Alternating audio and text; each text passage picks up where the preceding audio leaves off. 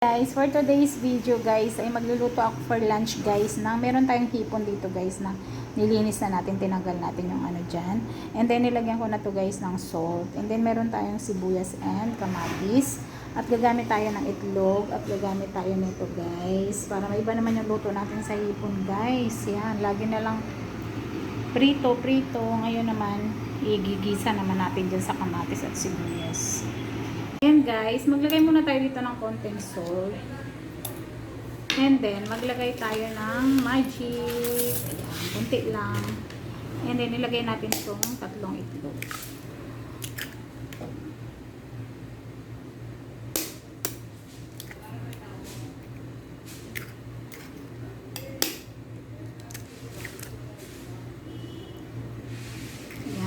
Tapos, ilagay natin ito guys, dahon ng ating sibuyas.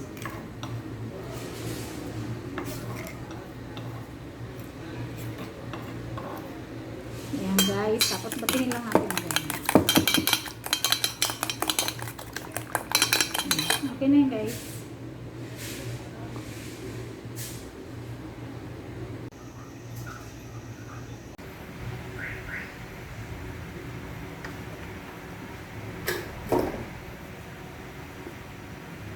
Ilagay na natin guys yung ating sibuyas.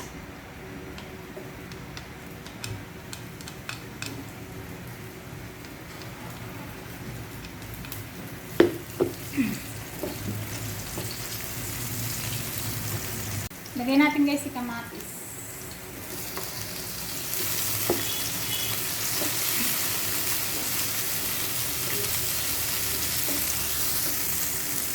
Now guys, ilagay natin yung ating hipon.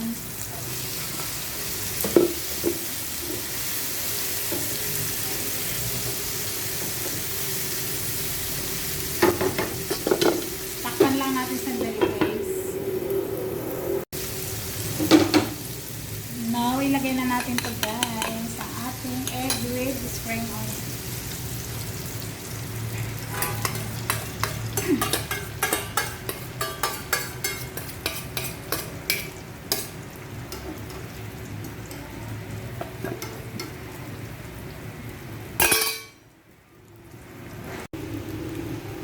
Guys, nagluto ako guys ng hipon para may iba naman guys.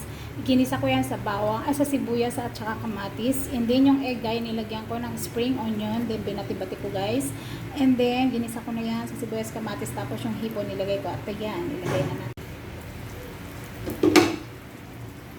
Guys, ito na nga yung finished product ng ating hipon for today lunch guys. Ayan siya. Yan. Ayan guys, ang sarap na. Wow, yummy. Hindi ko na siya masyadong tinosted guys. Yung parang ano lang siya. Hindi masyadong luto pero luto. Yung ganyan, parang half cook ganyan. Ayan, yummy yan guys. Ayan.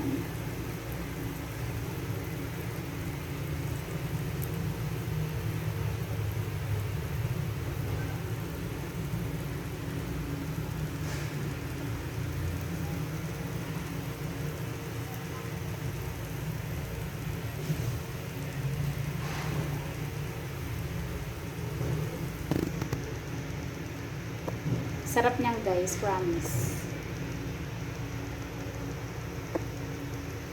Yan, kasi para malambot lang yung hipon guys. Kasi yung hipon pag masyadong luto guys, ang tigas. Kaya dapat ganyan lang yung luto niya.